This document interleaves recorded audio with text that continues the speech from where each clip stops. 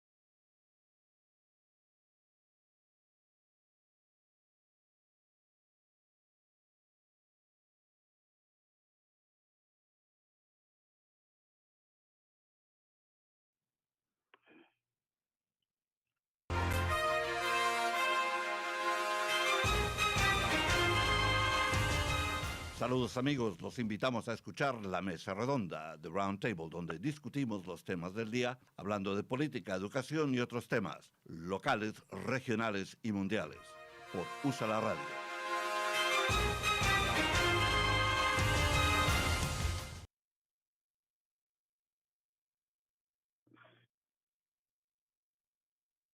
Señores oyentes de USA la Media, La Mesa Redonda, les habla Fernando Mendez desde la ciudad del amor fraternal, from the city of brotherly love.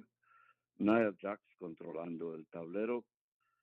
Y estamos aquí hablando, como siempre, del COVID, del clima, de la política, de lo que está pasando en Washington y en Filadelfia. Hemos pensado, estamos esperando la presencia de Antonieta Cadiz para hablar sobre el clima, o sea, si podemos resolver algunos problemas técnicos aquí. En todo caso, vamos a comenzar con lo más reciente, 37 estados. Está aumentando el COVID en 37 estados, 50,000 casos nuevos cada día. Es un récord en Wisconsin, donde hay 1,000 personas hospitalizadas. En Iowa, los expertos de la Casa Blanca le dan orden a Iowa, a Des Moines, Iowa, que no deben reunirse gente de más de 25 en un grupo, pero el señor Trump tuvo uno de sus rallies con 10,000 personas sin máscaras. Y solamente la gente enfrente a las cámaras, la gente que se puede ver detrás del presidente cuando está hablando, ellos sí tienen máscaras porque, por supuesto, pues hay que pretender que están obedeciendo las reglas.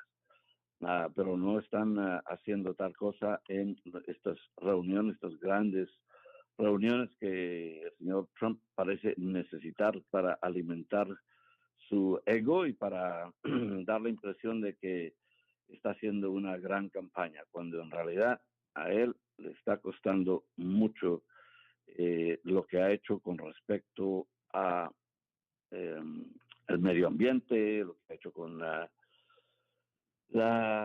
reglas sobre el censo, suspendiendo el conteo, lo que ha hecho también con respecto a otras regulaciones que ha suspendido, que han afectado el medio ambiente, puesto que ha suspendido las reglas del juego. Pero esto del COVID sigue creciendo por todas partes y ahora está, por ejemplo, en Argentina, ya ha llegado a un número de 903,000 casos confirmados de COVID en Argentina. Está creciendo por todas partes en Latinoamérica también. números muy altos en Colombia, en México, en Perú. Así que esto es esta segunda onda que han venido haciendo predicciones los científicos, la gente que sabe del asunto, ha estado haciendo predicciones, esto se ha cumplido y aquí está llegando más fuerte esta segunda onda. Repetimos, hay 37 estados en los cuales está creciendo el COVID, está aumentando el número de gentes, no solamente la gente afectada, sino el número de gente que tiene que estar hospitalizada, que quiere decir que el asunto se ha puesto más grave para ellos.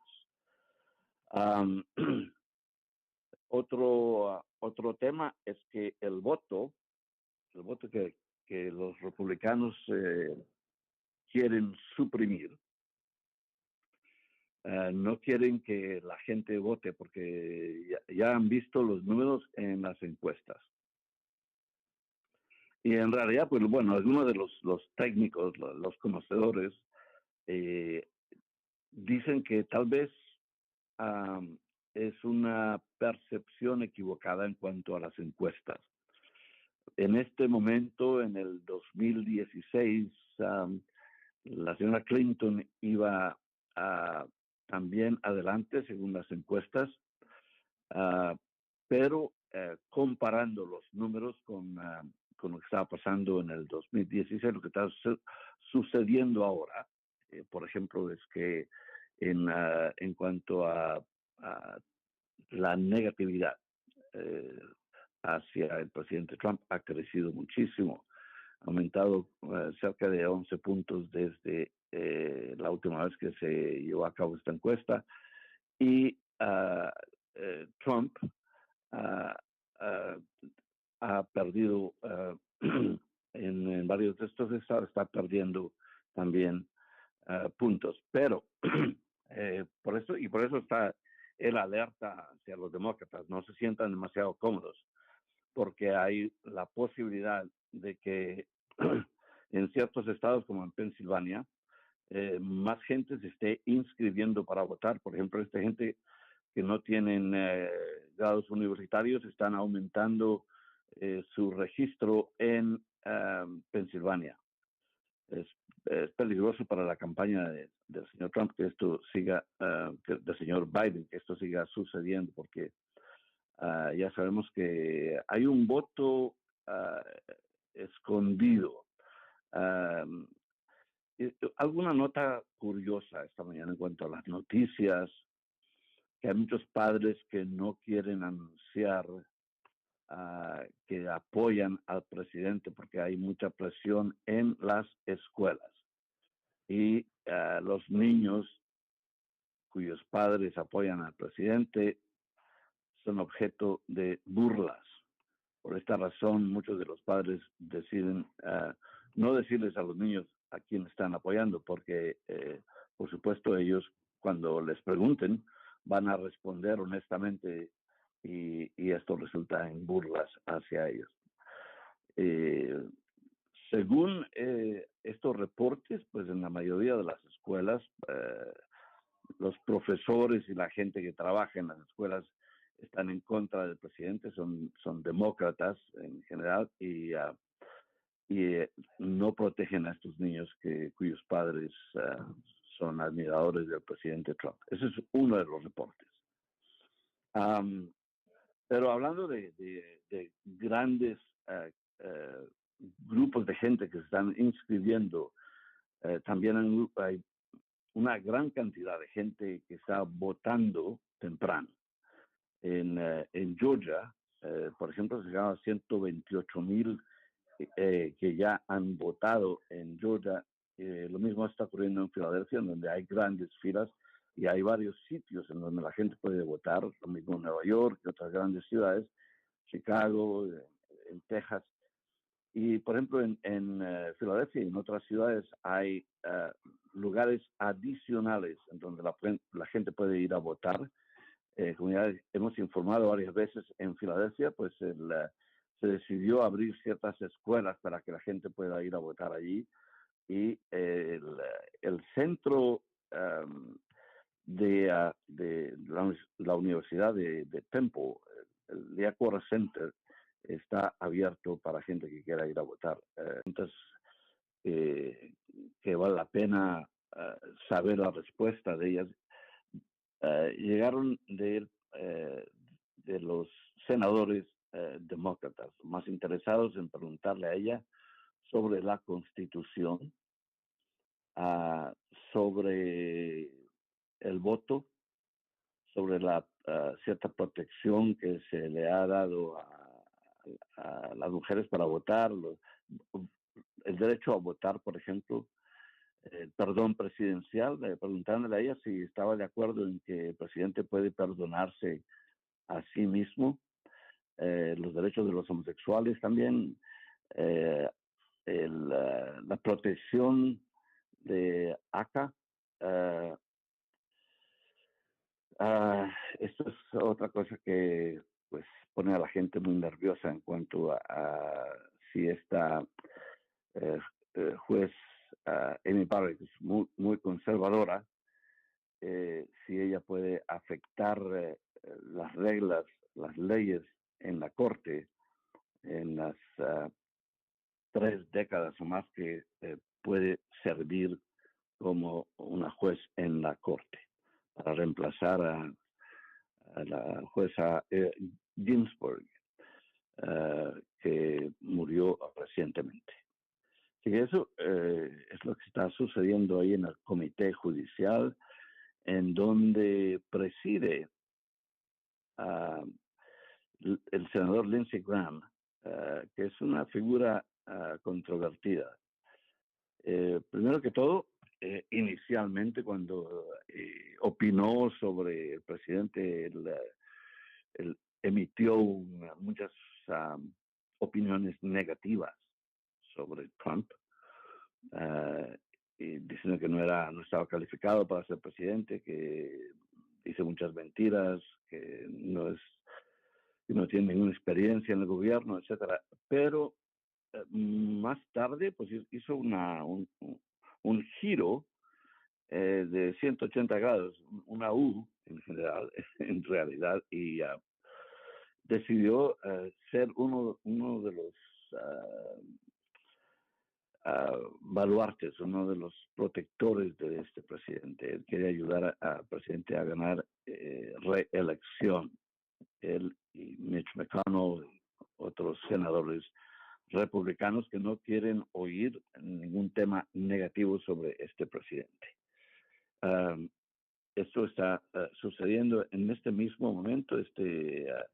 Senador Lindsey Graham y otros senadores republicanos allí, todos tratando de proteger esta señora Barrett, la juez Barrett, quien supuestamente el presidente Trump escogió precisamente porque ella podría servir en la corte para completar los 9 jueces en la corte en caso tal que haya un desafío a los resultados de las elecciones y que la corte tenga que intervenir para decidir quién es el presidente que va a juramentar el 20 de enero.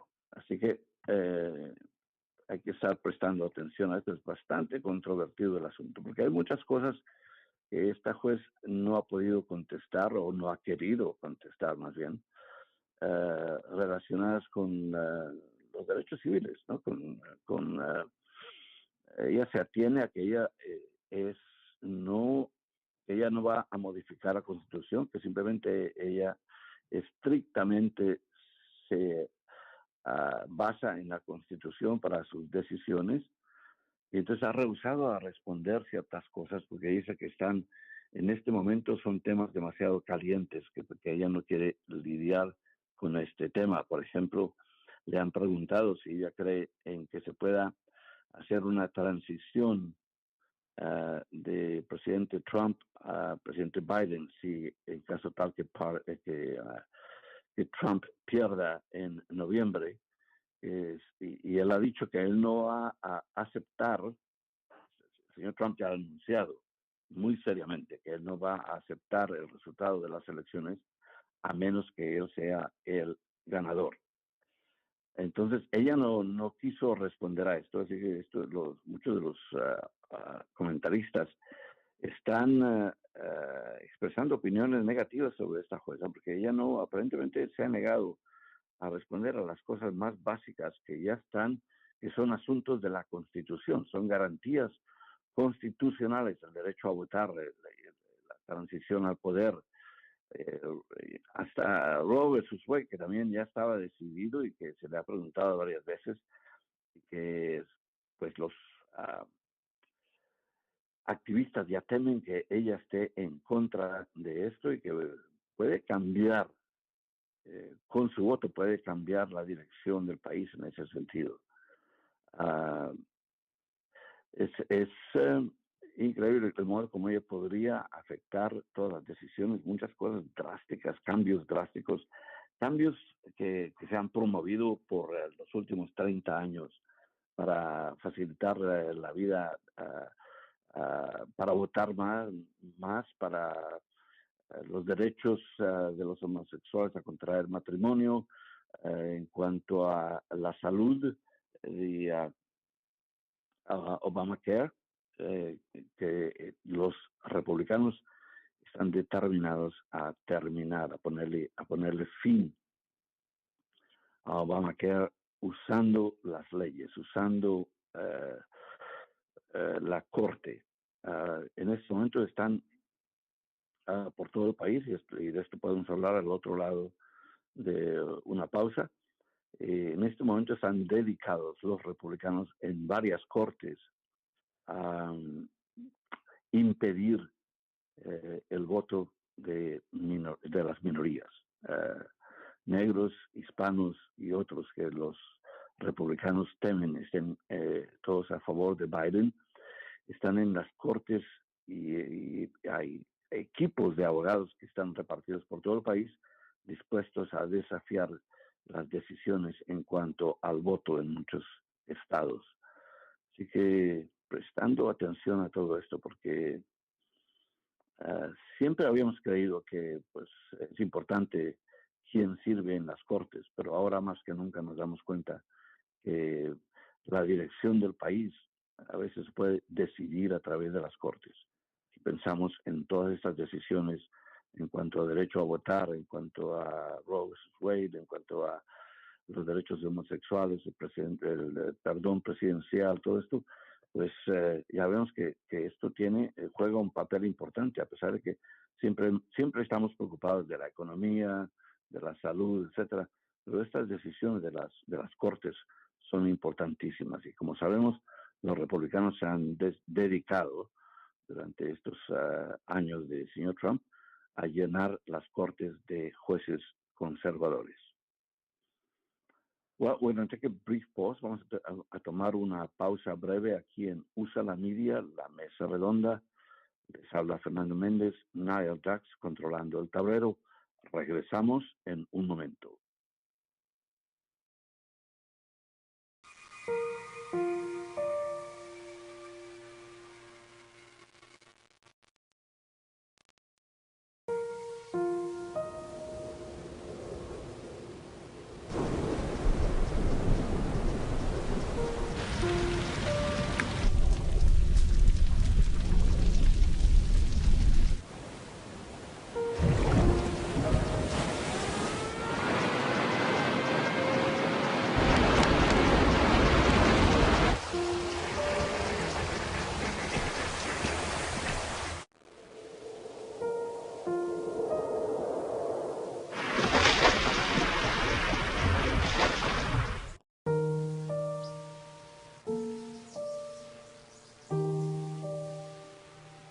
Don't wait. Communicate. Make your emergency plan today.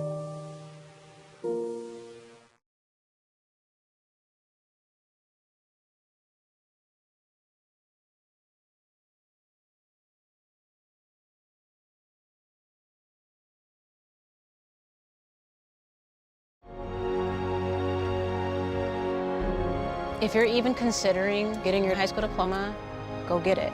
You can do it. Find free adult education classes near you at finishyourdiploma.org.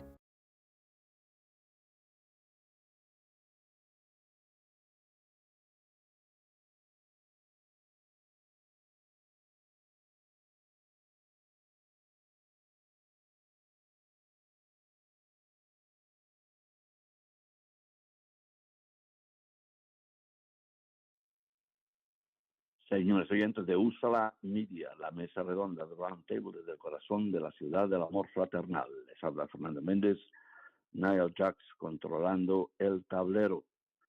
Vamos a hablar sobre lo que está pasando por la ciudad y por el estado, city and state. A welter of factors have conspired to make Pennsylvania ground zero in the battle over election security in this year's election. So we know that about the security is being challenged because problems with the boxes, with the ballots are deposited, etc. The city acquired new voting machines. There were some problems with them. Anyway, so the Trump administration is ready to challenge everything because they are afraid of the vote. And Pennsylvania is a crucial state for them. So I'm sure they want to stop us from doing whatever we need to do in Pennsylvania to change the direction of the country. The housing agreement between the city and organizers of the homeless encampment on the Benjamin Franklin Parkway that will end their 4-month-long impasse by week's end is unprecedented in U.S. history, according to local and national experts.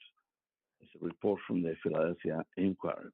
So an agreement between the organizers of the encampment and the city está haciendo historia en este país.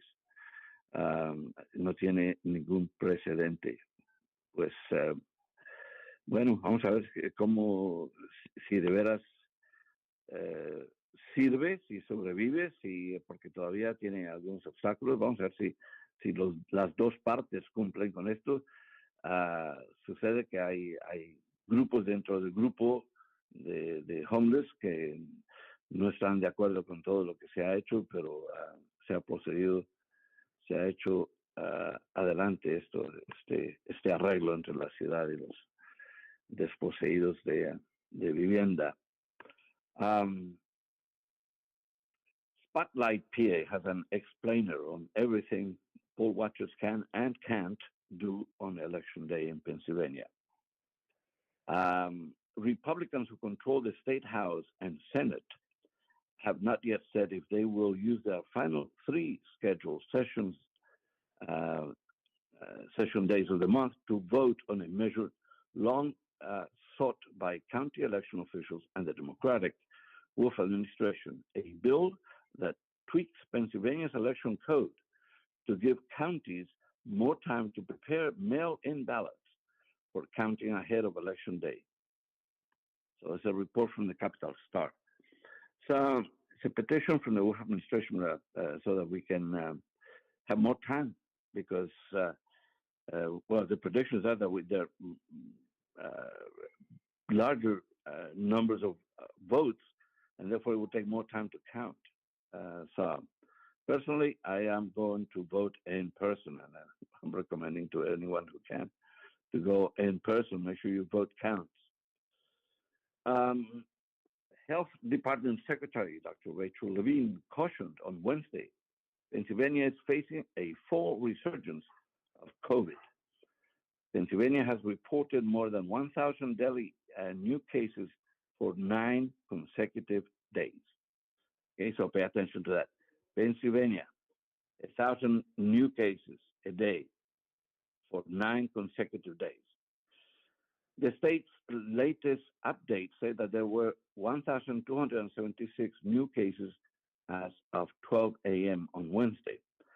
In addition, the number of hospitalizations in the state has nearly doubled in the past month, with 773 patients currently in the hospital in Pennsylvania.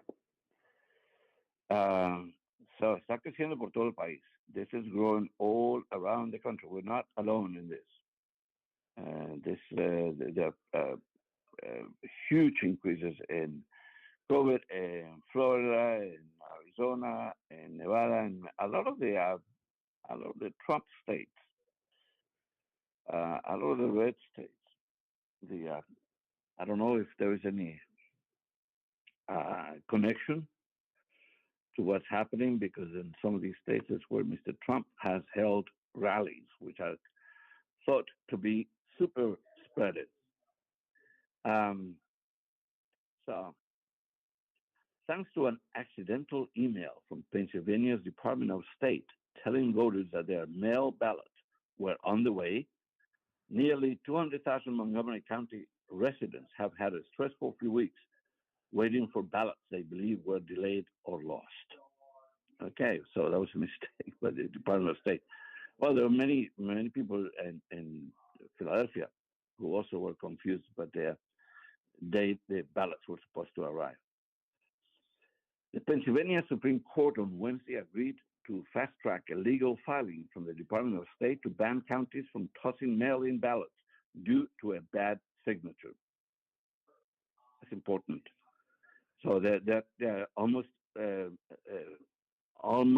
predictable that the Republicans who have sent teams of lawyers around the country to do damage to our vote, they will use every trick possible, every trick in the book, and they want to stop people from voting, and in any way they can challenge. And one of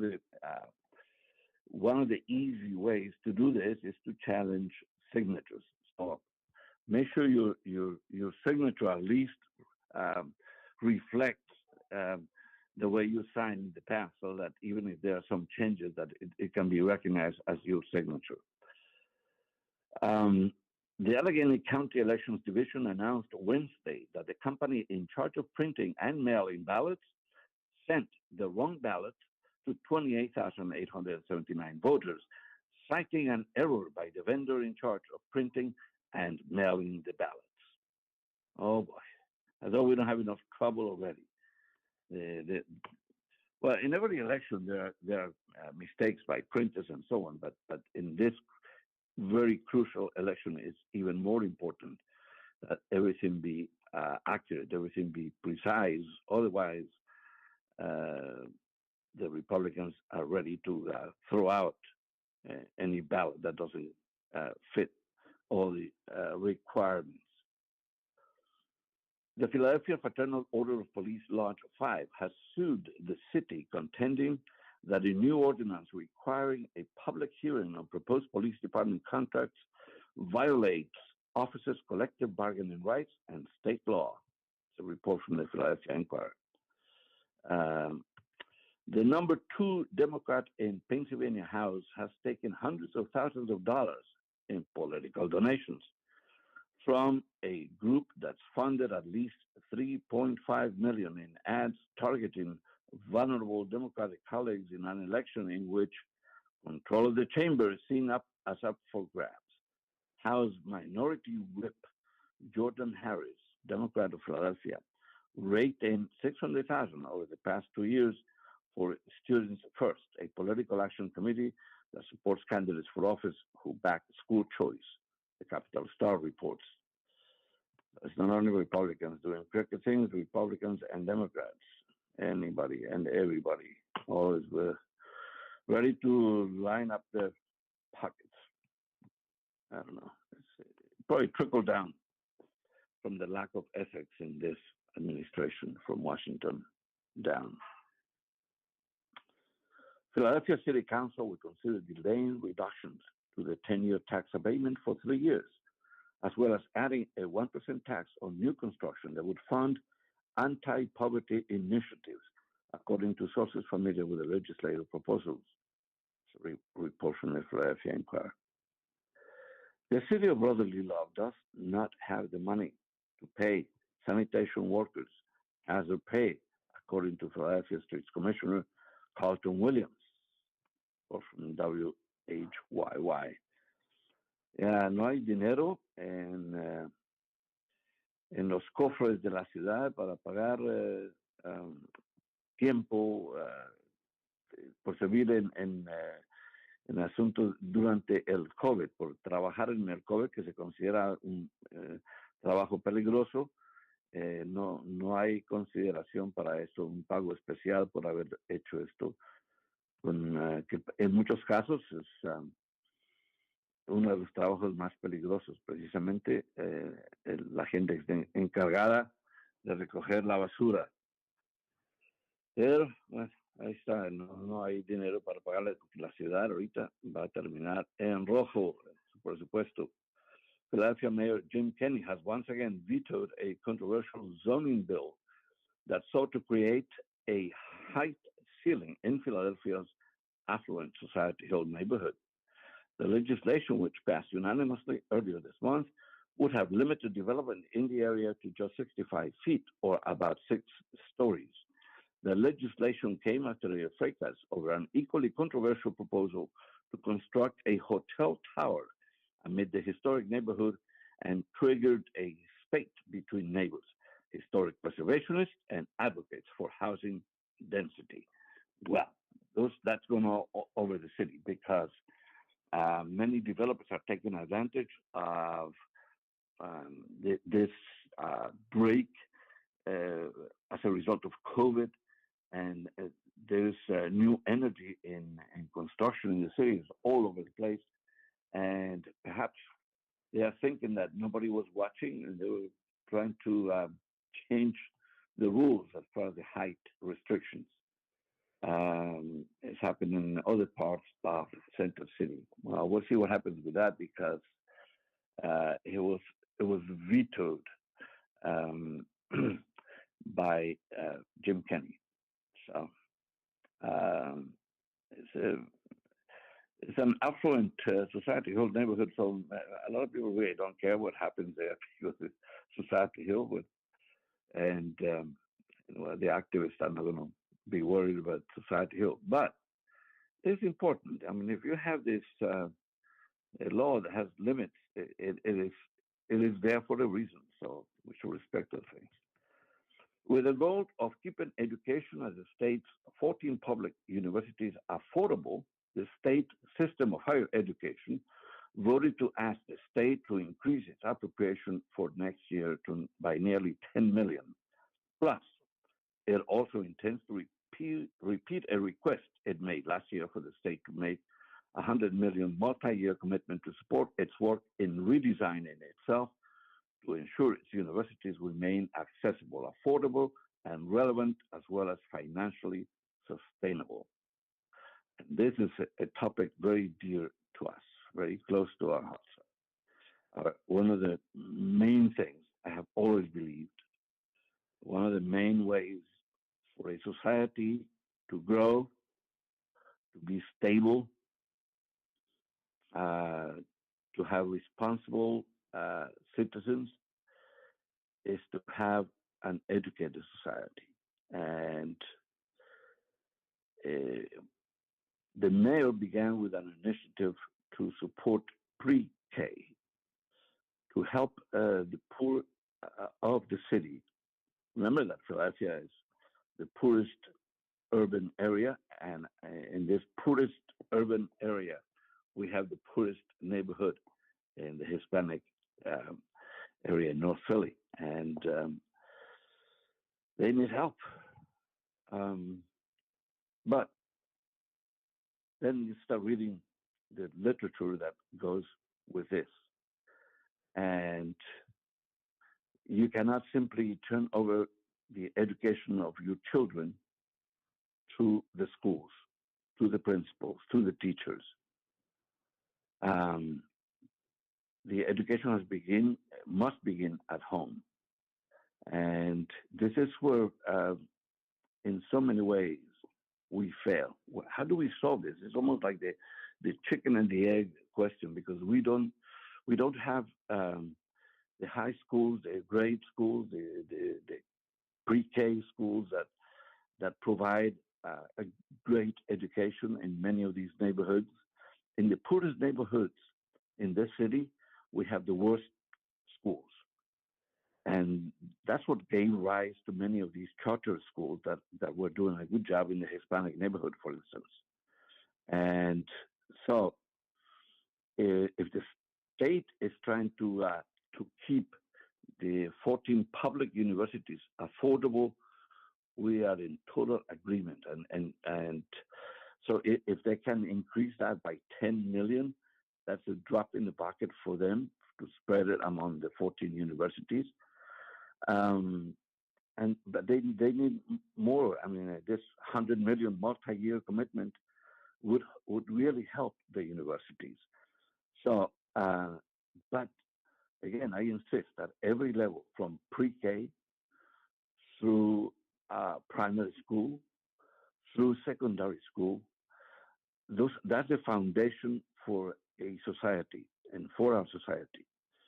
It can be done. I know we always quote places like Cuba, where there's a 96% literacy rate, which, but the objection to the Cuban miracle is that they don't have freedom. And then Fidel Castro always said, "Well, freedom for what? If you don't have the education, freedom for what?" So, in this country, in this society, in Western democracies, we're trying to do all of it to have a democracy, not a dictatorship that simply decides what to do, but to have a society that responds to the free market, but also acts responsibly towards the citizens. And Chile, for instance, was able to achieve a high literacy rate without becoming a Marxist dictatorship.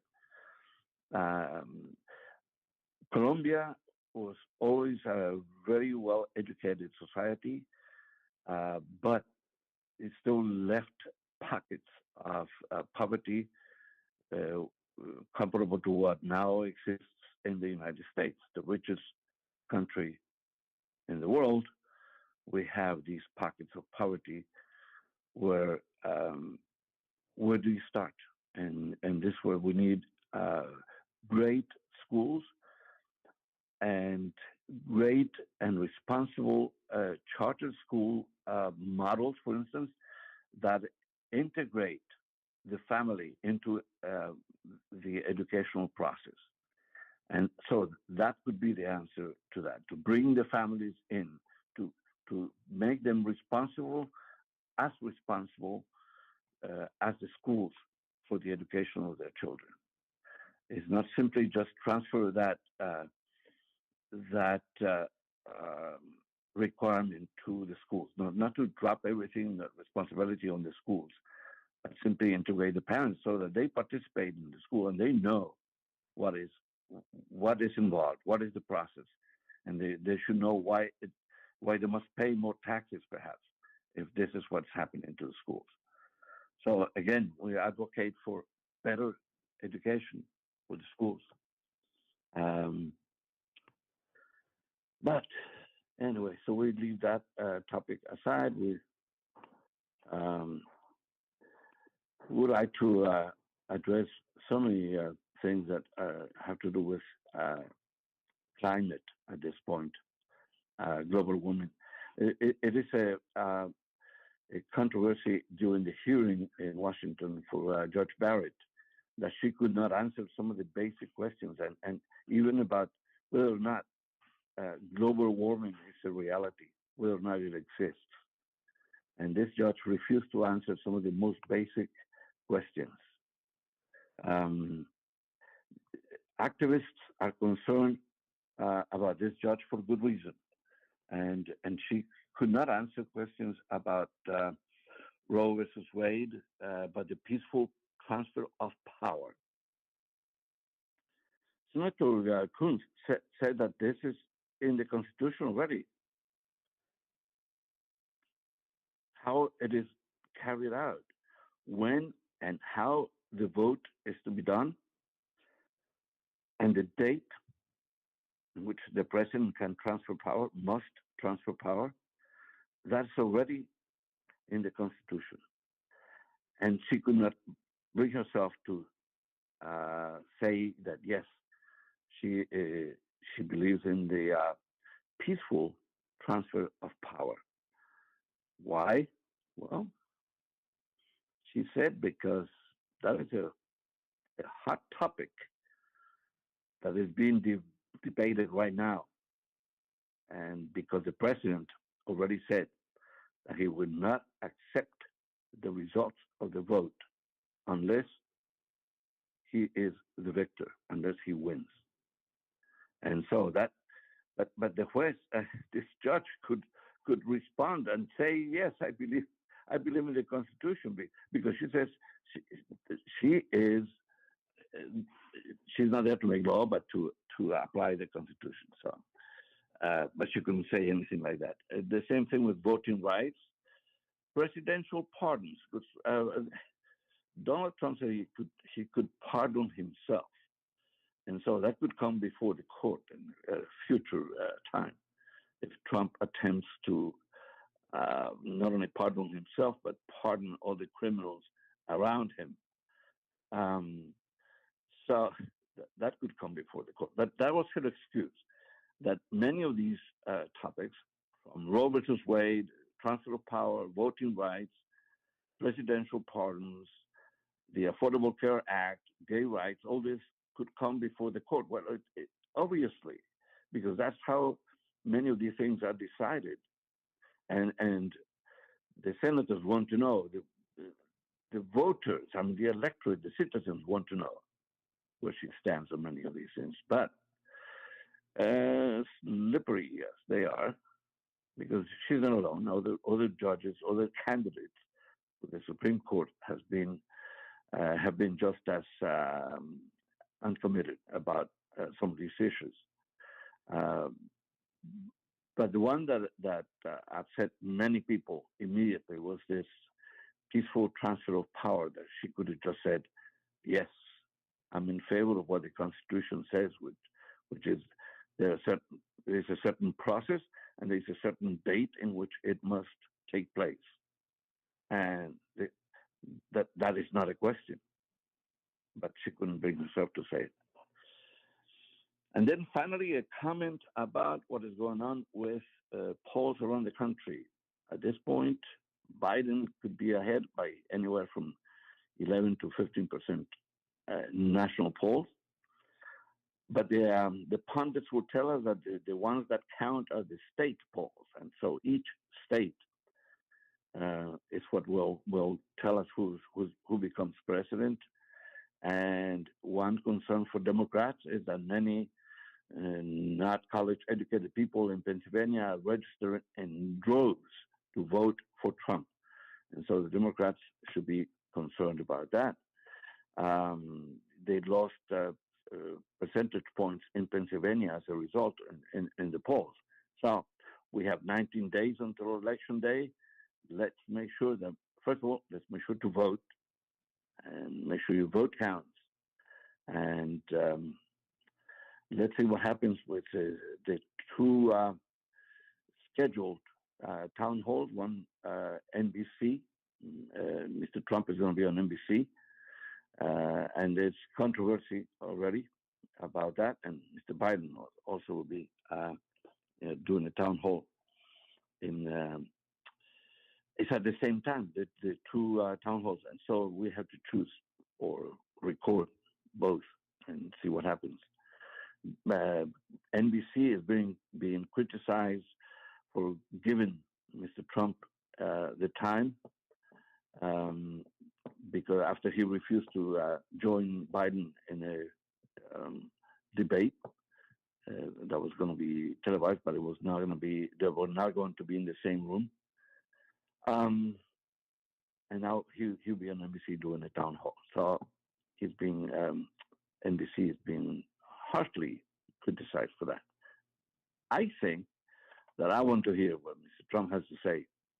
And if it's NBC, I don't care who gives him platform, I hope there is a moderator who can question the president.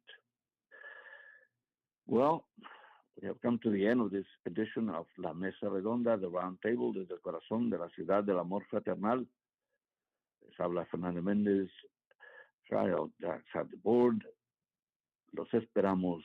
Hasta la próxima.